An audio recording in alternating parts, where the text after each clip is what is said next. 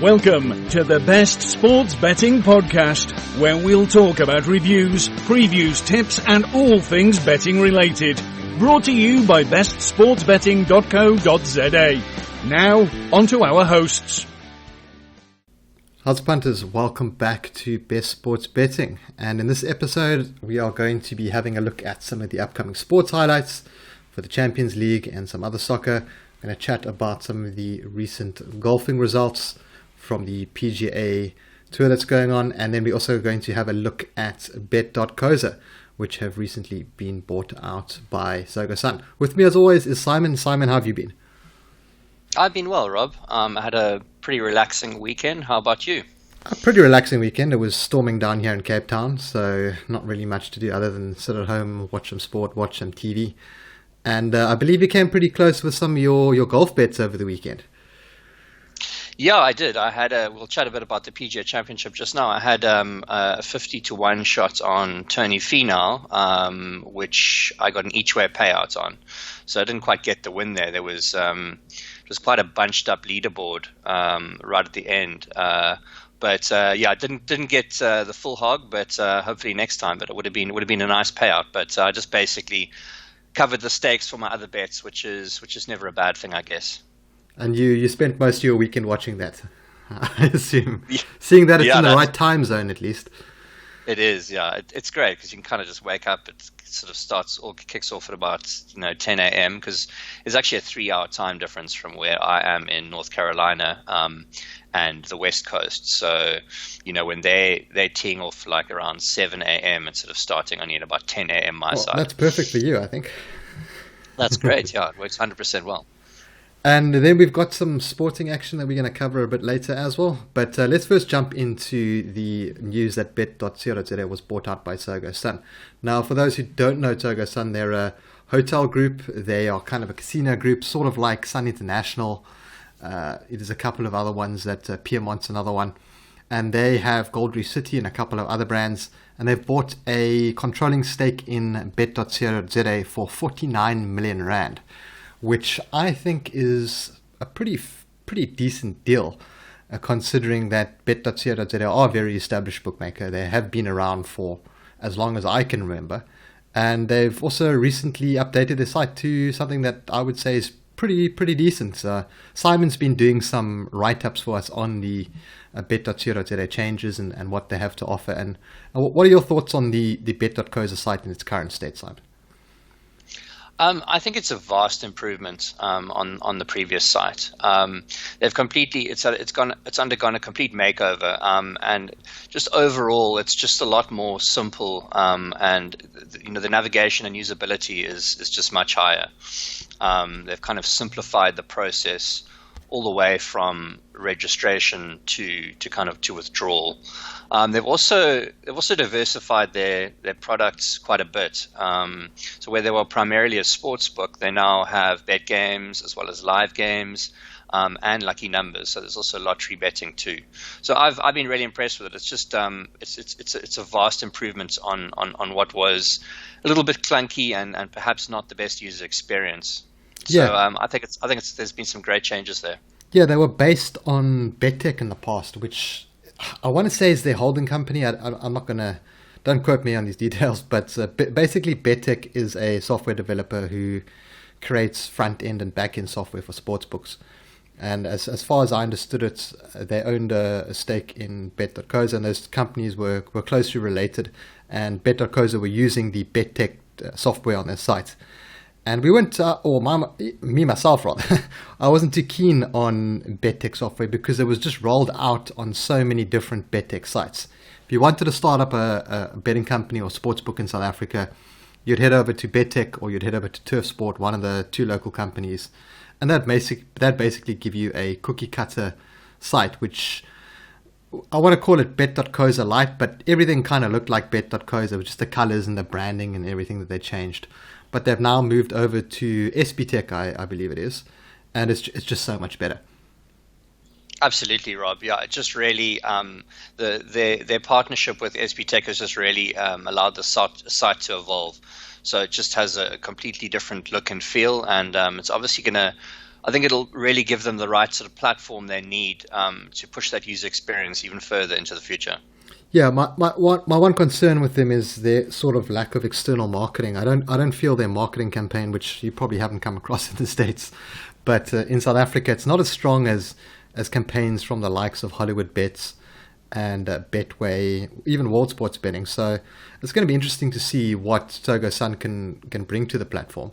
Obviously, they're going to bring a lot of money. I don't think they've been too profitable, and I don't think Tsogo Sun at the moment's doing too well either, considering all the lockdown regulations. But it's obviously a move from them just to kind of expand their portfolio. It makes sense to buy a sports book where you can now offer these live games and casino games and whatnot when guys just can't go into a casino to actually play. So it's exciting times, and hopefully we see some more interesting things coming out from bet.co.za in the future. Simon has a great review up on Best Sports Betting for bet.co if you guys want to go check that out. It is a very recent review as well, so it does cover all the latest changes and updates that they do have. But yeah, enough about bet.co, Simon. Let's move on to some sporting action, something that we've had a bit of a lack of in recent weeks. But where do you want to start? Let's maybe start with the PGA Championship, Rob, seeing that was just wrapped up on Sunday. Sure. I had a couple picks there, which I didn't actually get my bets on. I didn't have time. I always make these picks during the week, and then I, for some reason, forget to get on. And fortunately for me this time, I didn't get on because I think it was Dustin Johnson. I think I sent you the players that I was keen on. It was DJ, I think it was Scott, and I think it might have been Reed, maybe Poulter as well. But yeah, none of my selections other than DJ kind of came close. And I was going to take those for straight wins when they all lost. So no luck there for me. But how was the actual golf itself? I didn't catch too much of it. It was great. It was the PGA Championship, so it was the first major of the year. But they have, bear in mind, shifted a lot of the majors back. So there's actually going to be quite a run of consecutive majors coming up shortly. But it was played at TPC Harding, which is a course in San Francisco, which is actually a municipal course, which means it's publicly accessible. So anyone who lives in the area, I assume you probably have to have a membership, but it's possible to play there, as a member of the public, which is pretty cool. That is very cool. Obviously. Yeah, they make the pin positions a lot harder, obviously, than they would normally be. But it's pretty cool that if you're watching the tournaments and you'd played at the course before, it would be pretty cool to make that comparison. Yeah, it's not like Augusta, where you're probably never going to get a chance to play unless you have very deep pockets. Exactly, that's exactly right. Yeah, so it was won by 23-year-old Colin McCarra, who's really just kind of like burst onto the scene. He actually, in starting his career, which was only just a couple of years ago, he started off with 22 consecutive made cuts, which is quite incredible. Which has actually only been beaten by Tiger Woods, who has a streak of 25. So that just gives you an idea of how consistent he is, especially considering how young he is.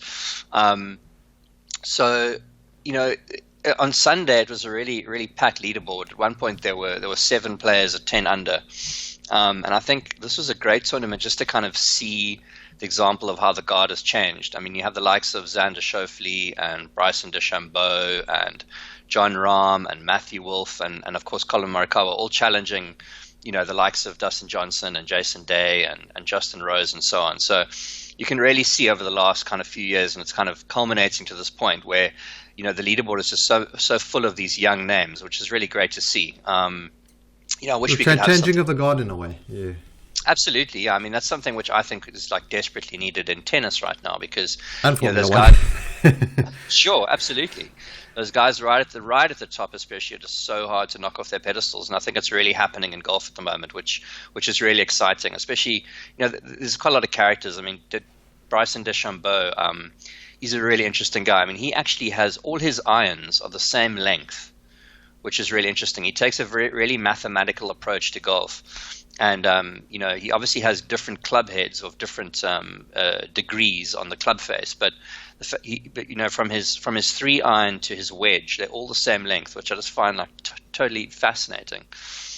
So yeah, I think it's great, and for a 23-year-old to win his first major, obviously is a big deal. Pity there were no fans to cheer him on when he which is received the not trophy. necessarily a bad thing. I mean, I was on Twitter over the weekend and I saw lots of sort of compliments about the golf and that there was no one shouting in the background. It was a much more sort of enjoyable viewing experience due to the lack of crowds and the lack of crowd noise. What are your thoughts on that? I mean, crowds do play a part in golf, but do we always want them there? What do you think?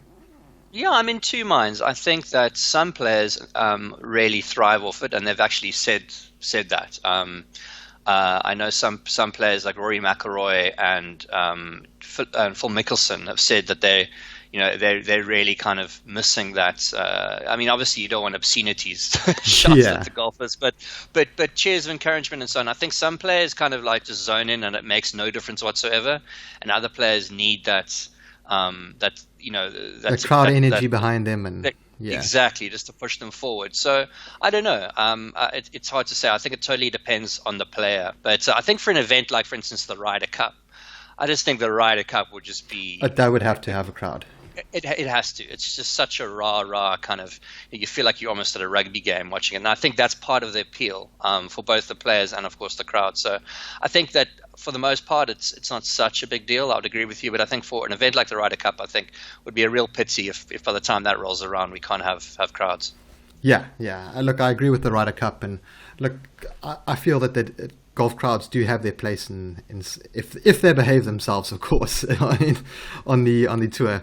But often you'll have guys shouting out when the guy's about to take a swing, and you'll have the good old get in the hole and come on, go Tiger, and the usual shouts, which do get a bit annoying. Look, they're entertaining the first couple times as a viewer, but after that, it's just like, can you just shut up and let us watch the golf? Yeah, or cooch. Yeah, there's a couple of them, aren't there? So what kind of odds were we looking at on the winner for the PGA Championship? Morikawa he must have been a big outsider. He actually wasn't. He was 33-1, so he was about 7th or 8th down in the betting ranks. So we had it was Justin Thomas and DeChambeau who were kind of joint favorite. And he was 6th or 7th down the rank, so it wasn't a huge price, but juicy nonetheless. So it wasn't like he wasn't given any chance whatsoever, but still a surprising win nonetheless. So I'm assuming that the odds on him are long gone, and I don't think there's going to be much value backing him in the next couple of tournaments, especially considering that he's won. I would think so, especially with the consistency he has. I mean, as I mentioned earlier, just with that 22. Consecutive made cuts. I think that is something which is just from a bookie's perspective a little dangerous when you just can't put out big odds on someone who's just making top 5s and top 10s week in and week out. So I think you're right. I think you're not going to see a big price on him for a while. Yeah, and it's the one thing I don't like about golf betting is I feel the odds are always a little bit skint, especially on some of your sort of favorites. You're looking at some very low odds on the favorites, and there's just no value backing them at times, I feel. I agree with you. I think that is why you really have to look down the order. You got to think of it like how many of these players have a real chance of winning. And I think if you look down the betting order, you'll find that there's often about 25 to 30 players who have a shot. And the approach I think is the best to take is to look down the order and pick a bigger price and just expect to lose. And when I say expect to lose, be happy if you win, of course. But, I think take that bigger price if you want to take it at each way. Can help too, obviously, if you're getting paid out, 7 places. For instance, Sunbet this weekend was 5th the odds, 7 places. So if your golfer 1 came 2nd, 3rd, 4th, 5th, 6th, or 7th, and that includes ties as well, you still would have got a payout. So I think the best approach is to perhaps maybe back one short player, and then take a few at longer odds. And if you want to increase your odds of a payout, then take those players each way too. Yeah, so it's definitely a way to go to take the bigger odds. I mean, I usually like to back my firm favorites or guys that I've backed in the past, And as I mentioned earlier, the odds aren't great. So I just stick to win bets. And even with just a win bet, I'm still sitting thinking, hey, I got 10-1 on Dustin Johnson. That's pretty terrible considering it's golf. It's like a horse race in a sense. You do have more stats and stuff that you can rely on, and players, I think, are more consistent than horses. But at the same time, I just feel that the field is really wide open and anyone can kind of come and win it. So it's always good to sprinkle a little bit on some of the guys lower down the order, just in the hope that, as you said, they can at least manage an each way place to bring in a couple of bucks. Absolutely, I do think that the top of the betting order is definitely short, and that's just bookmaking for you. Yeah. They realize that more money is going to come on the favorites, so they need to shorten the odds just to balance their risk. So I couldn't agree with you more. I think you need to just look a little bit further down the order and take a more risky bet essentially. But if they're going to be 30 players, you could potentially win really, and not 160. Why mess around? Yeah, and there's nothing worse than taking a strong favourite and seeing that they don't even make the cut. And that's happened to me a couple of times, and I can tell you there's nothing more frustrating than that.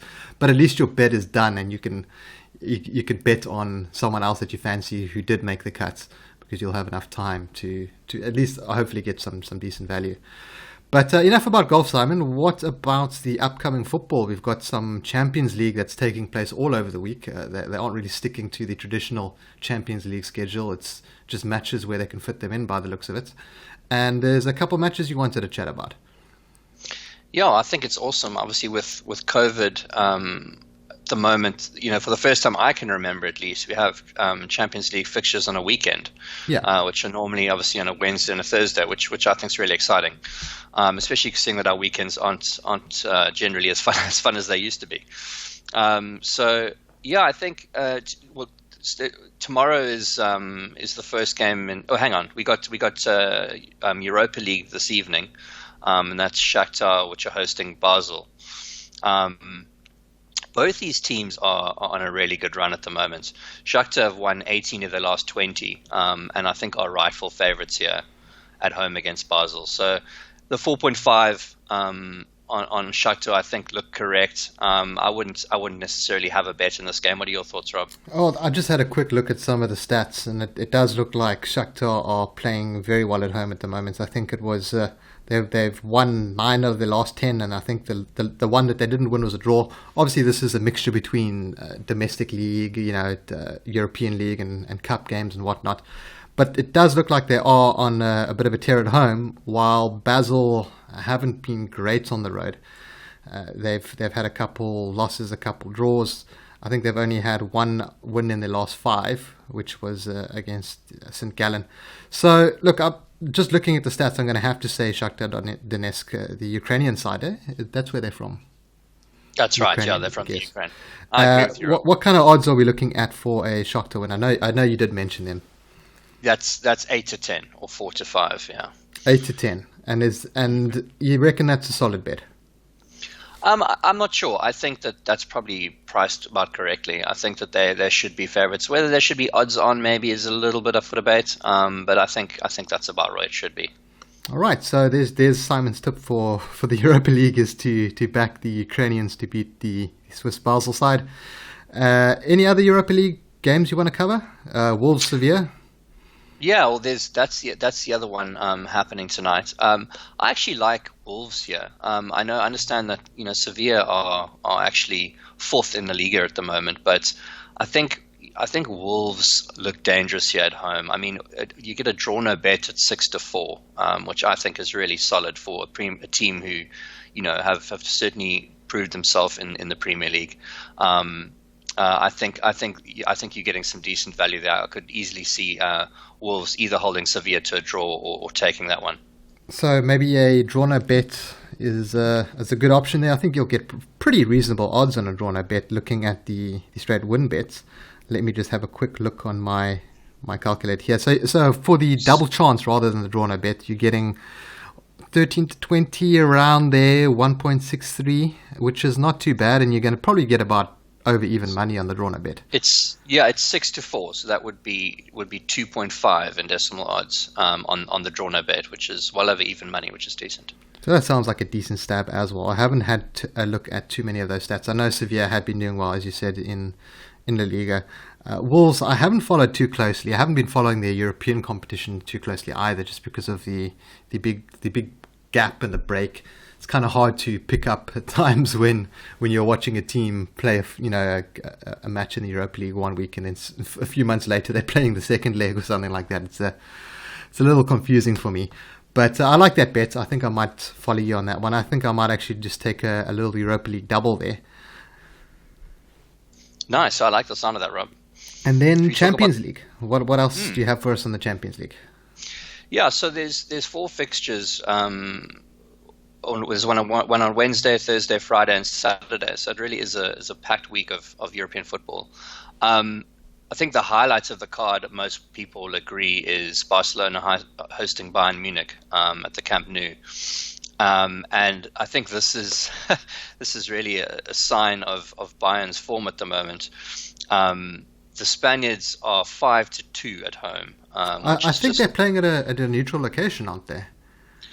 Is that a neutral location? Okay, I believe all of the matches in the Europa and the from what I understand, I stand to be corrected, but I'm not too sure what the story is behind that. But just looking at the stat sheet here, I have them playing at Estadio da Luz. So don't ask me where that is. It sounds like somewhere in Spain.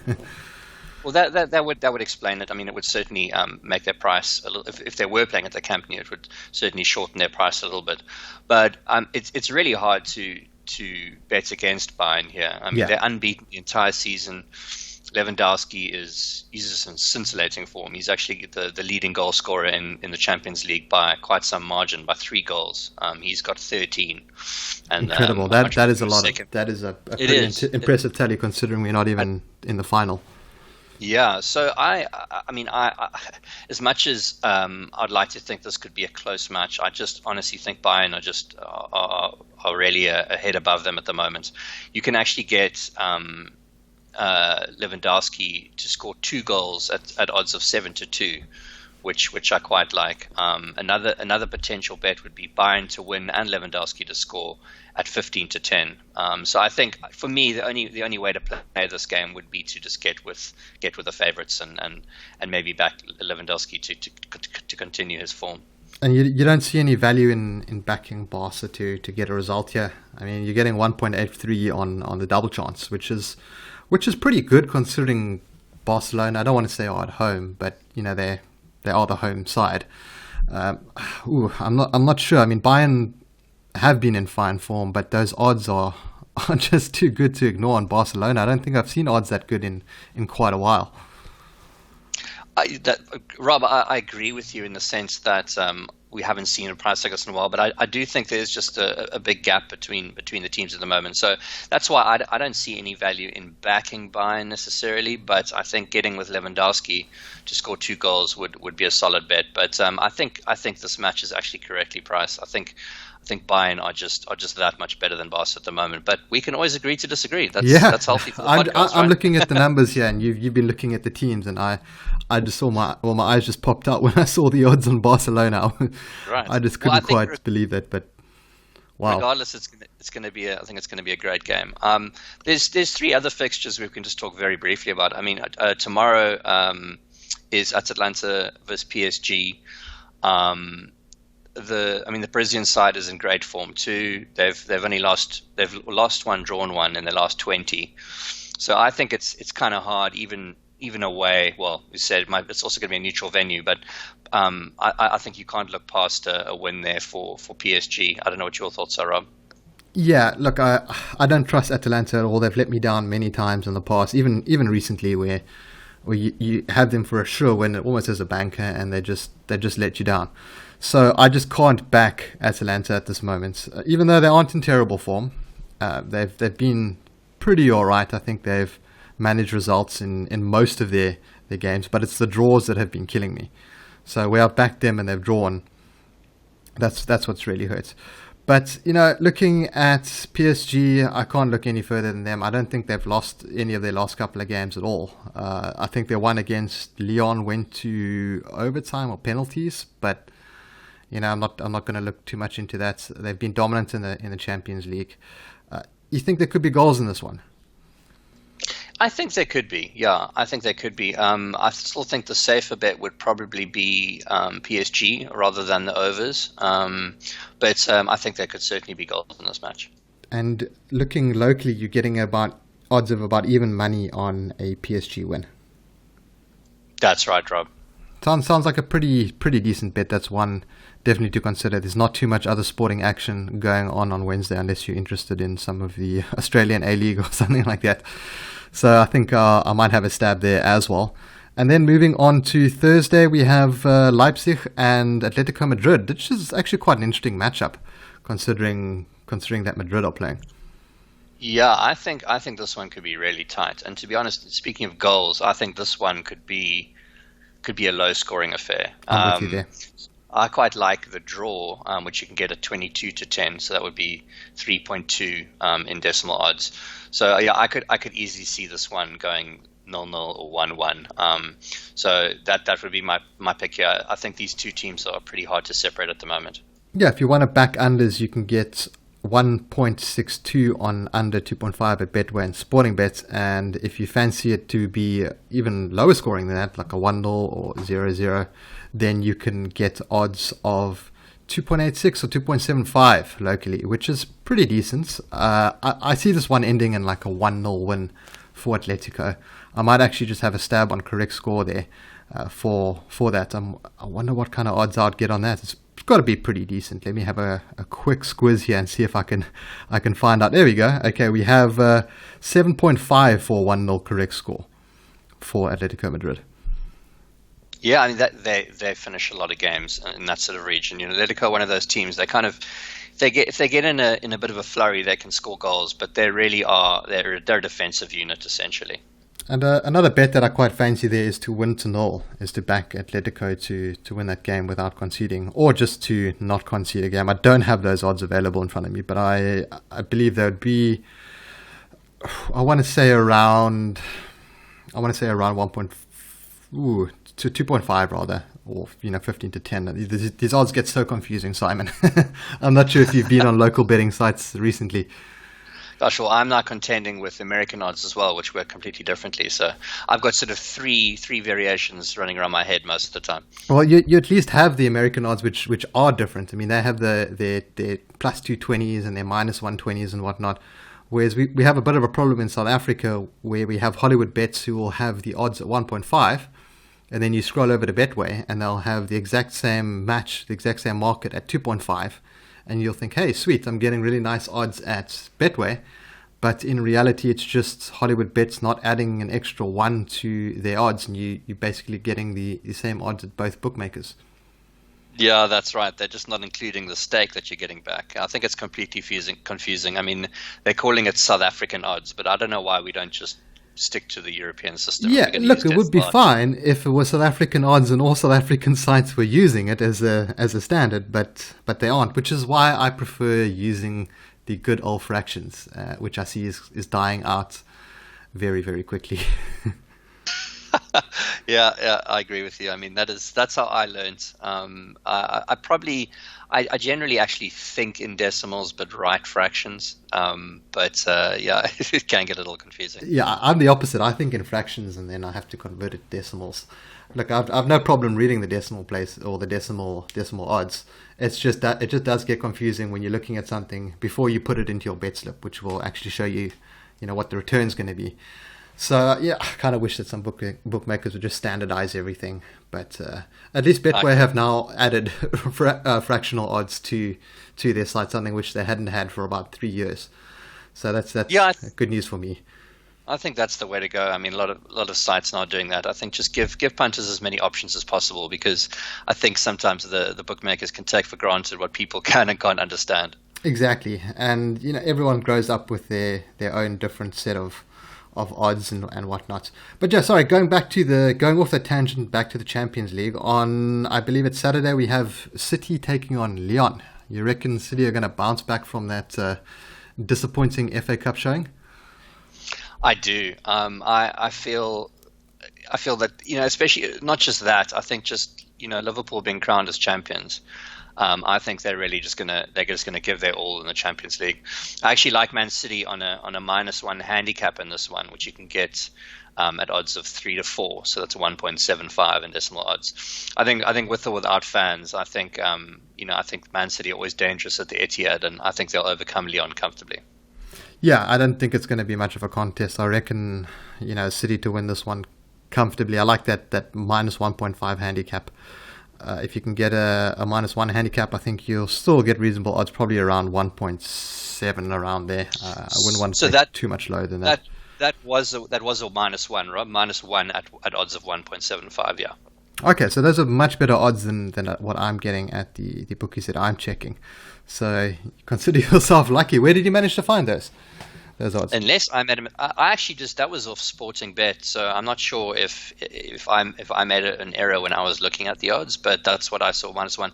Unless that was because if it was an Asian handicap, the odds would be even smaller. So I'm pretty sure I saw -1 at odds of 3 to 4. Yeah, I think I might be looking at the Asian that has 1.7 actually, just on there. We go. Right, yeah. So the normal straight handicap, just for listeners, the difference, if they're not aware, on a -1 handicap, the team wouldn't necessarily wouldn't have to win the match, whereas the straight -1 handicap on the European handicap, they'd have to win by 2. So the straight European handicap, Man City -1 would be odds of 1.75. Okay, thanks for the explanation there, Simon, for the Asian handicaps. It's not a market that we get too often in South Africa. I think there are only a few bookies that actually offer the kind of, I don't want to call it the surrender stake, but where you'll get a return even if your bet doesn't win. But yeah, Simon, anything else that you want to have a look at in this upcoming week of sports before we close off the show? I don't think so. As I said, I'm really excited that we've got so much midweek football, and the fact that we have Champions League on a Friday and a Saturday especially is really awesome. So yeah, I'm looking forward to a good week of football, Rob. Hopefully those matches live up to the billing, and it's gonna be good to watch some Champions League. I didn't quite enjoy the end of the Premier League. I felt the season was kind of a foregone conclusion. I think they should have handed the title to Liverpool anyway. I agree. I think especially the delay, I think it just kind of made it even more of an anticlimax. So I mean, the fact that Liverpool were streaks ahead so early, and then there was a long delay, and then they won. It just kind of, I think was really, it really kind of it dampened the whole experience. Yeah, it did, and they should have won it like 3 months earlier, which I think would have just been really really great for them to have a nice tour in London, or not London, Liverpool rather, with a trophy and have all the crowds out kind of before COVID. So that's kind of their fault for not winning the league earlier. But what can you say? I mean, they put in such a good performance. I really don't want to take anything away from them winning the league. It was definitely well deserved. I'm just sad that they didn't give them the title earlier, and there was a lot of talk that they might not get the title, even though I think it was statistically they needed like 1 or 2 draws or something to actually win. But guys, thanks for tuning into this episode. Simon, I think next week we're going to have a look at some interesting betting markets. I've seen a few pop up on various betting sites, and we can tie that into our discussion today about Asian handicaps. I think we can look at some markets that punters might not know about and ones that we think have some value in them. And Simon, thanks for joining me as usual. Thank you, Rob. Yeah, I look forward to that. It's always good to have a look at betting markets, and there's always new ones coming onto the market. So it's good to keep up to date with those. So I look forward to chatting about that. Cool, great, and we'll have that up in the next episode, guys. Once again, thanks for tuning into the Best Sports Betting Podcast, and I will see you guys in the next episode. Have a good one. Cheers. Thank you for listening, and don't forget to visit our site, Facebook, and Twitter pages. Let's go make some money.